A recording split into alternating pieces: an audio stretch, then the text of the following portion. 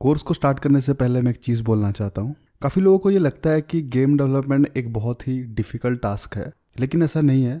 अगर आप इसको सही तरीके से समझोगे, तो आपको ये बहुत ही ज़्यादा ईज़ी लगेगा। लोग ज़्यादातर ये गलती करते हैं कि वो डायरेक्ट एक बड़ा गेम बनाने का सोचते हैं। इनफैक्ट मैंने भी स्टार्टिंग में यही गलती किया था। वो डायरेक्ट यूट्यूब पे सर्च करेंगे हाउ टू मेक पबजी या फिर हाउ टू मेक जीटीए, और फिर कुछ ट्यूटोरियल्स फॉलो करने के बाद वो डिमोटिवेट हो जाते हैं।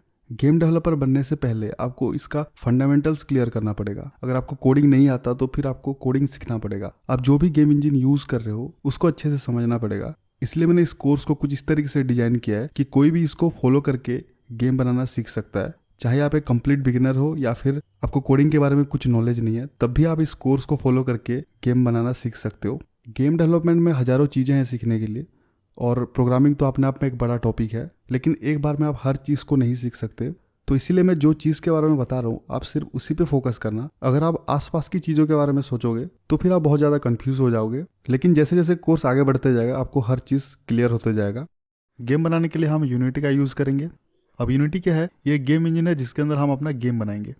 गेम इंजन क्या होता है? ये बेसिकली एक सॉफ्टवेयर है जो यूज़ होता है गेम बनाने के लिए। मार्केट में बहुत सारे गेम इंजन्स है, सबका अपना अपना स्पेशलिटी है। उनमें से कुछ फ्री है और कुछ पेड भी है।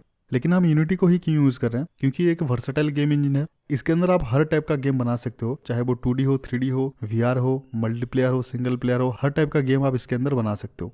इसका इंटरफेस बहुत ज़्यादा कॉम्प्लेक्स नहीं है। अगर आप एक कंप्लीट बिगिनर हो तब भी आप इसको इजीली यूज़ कर सकते हो। यूनिटी को रन करने के लिए आपको एक हाई एंड पीसी का जरूरत नहीं है। आपके पास अगर एक ढंग का पीसी है और उसके साथ एक ठीक ठाक ग्राफिक्स कार्ड लगा है तो आप इसको इजीली यूज कर सकते हो, आपको कोई दिक्कत नहीं होगा। और इसका दो इंपॉर्टेंट प्लस पॉइंट है, एक तो ये फ्री है और दूसरा इसका कम्युनिटी जो कि बहुत बड़ा है। अगर आपको कहीं भी कुछ भी दिक्कत आता है तो इंटरनेट पे आपको इजीली उसका सोल्यूशन मिल जाएगा।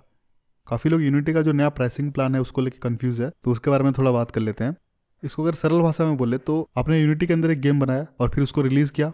अगर आपका गेम के ऊपर 1 मिलियन से ज़्यादा इंस्टॉल हो गए और उस गेम से आपने एक साल में $1 मिलियन रेवेन्यू जनरेट किया, यानी कि 80 लाख रुपए आपने एक साल में कमाया उस गेम से, ठीक है, तो उस केस में आपको यूनिटी को अपना रेवेन्यू का 2.5% पे करना पड़ेगा, या फिर पर इंस्टॉल के हिसाब से आपको कुछ फी उसको पे करना पड़ेगा।